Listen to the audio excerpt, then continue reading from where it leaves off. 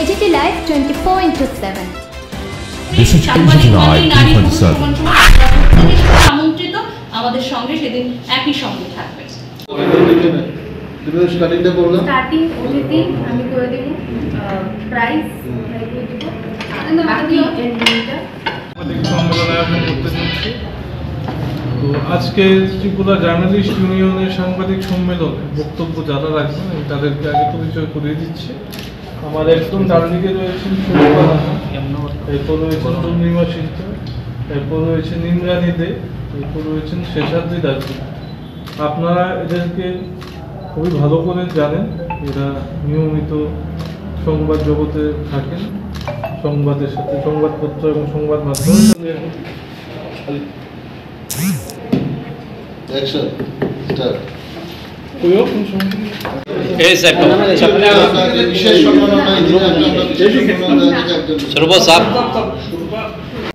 রেশমিকে বাছাই করা হয়েছে, রেশমির হাতে সেদিন ওই মঞ্চে ওই সম্মাননা তুলে দেওয়া হবে।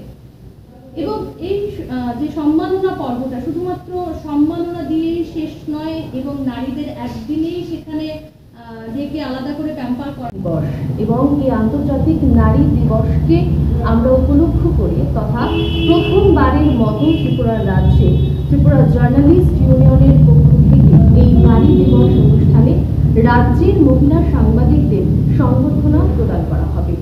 এবং এই সংবর্ধনা প্রদানে আমরা জানি রাজ্যের যারা কর্মরত সাংবাদিকরা রয়েছে তাদের মধ্যে প্রায় 60 থেকে 70 জন মহিলা সাংবাদিককে কিন্তু এই সম্মাননা জ্ঞাপন করা হবে।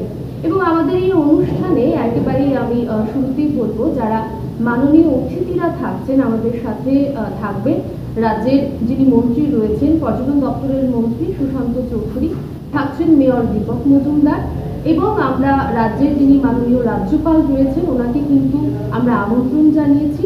তারই সঙ্গে আমাদের অতিথি তালিকায় রয়েছে ট্রাফিক অ্যাডিশনাল SP শুভাম্বিকা আর এবং শ্যাম সুন্দর কোম্পানি জুয়েলার্সের কর্ণধার অর্পিতা সাহা। আমরা তাদেরকে পাশে নিয়ে আগামী 8ই মার্চ আন্তর্জাতিক নারী দিবস অনুষ্ঠানটি উদযাপন করব। এবং এই অনুষ্ঠানে যে পুরস্কার বিতরণী কিভাবে রয়েছে, কি কি শ্রেণীতে পুরস্কার বিতরণ করা হবে তা নিয়ে বিস্তারিত বলবে শেষাদ্রি দাস। 8ই মার্চ সকাল 11টায়, এবং আমরা যথারীতি চেষ্টা করব 11টাতেই আমাদের এই অনুষ্ঠান শুরু করার। তাই প্রেস ক্লাবে আমরা আয়োজন করেছি। এবং আন্তর্জাতিক নারী দিবস নিয়ে বলতে গেলে গোটা বছরই আমরা প্রত্যেক দিন চাইলে নারীদের জন্য দিন তাদের জন্য উদযাপন করতে পারি, তবে একটা দিন আমরা সকলে বেছে নিয়েছি যে এই দিনটা নারীদের জন্য আমরা বিশেষভাবে উদযাপন করব। এবং সেই দিকটাকে আমরা লক্ষ্য রেখেই গোটা রাজ্য থেকে কর্মরত আমরা 60 জন মহিলা সাংবাদিককে সম্মাননা জ্ঞাপন করব। এবং এই যে আমরা পুরস্কারটি বা সম্মাননাটি রেখেছি সেটিকে আমরা নাম দিয়েছি অনন্যার সংবাদ যোদ্ধা সম্মাননা 2025। এবং এটির পাশাপাশি যারা যারা রয়েছেন, যারা যারা থাকবেন এই অনুষ্ঠানে আমন্ত্রিত অতিথিরা, তাদের হাতেও আমরা সম্মান তুলে দেব। তাছাড়া একটি বিশেষ পুরস্কার এইবারের অনুষ্ঠানে রয়েছে, সেটি কি রয়েছে সেটি আপনাদের সামনে তুলে ধরবে চন্দ্রিমা সিদ্ধ।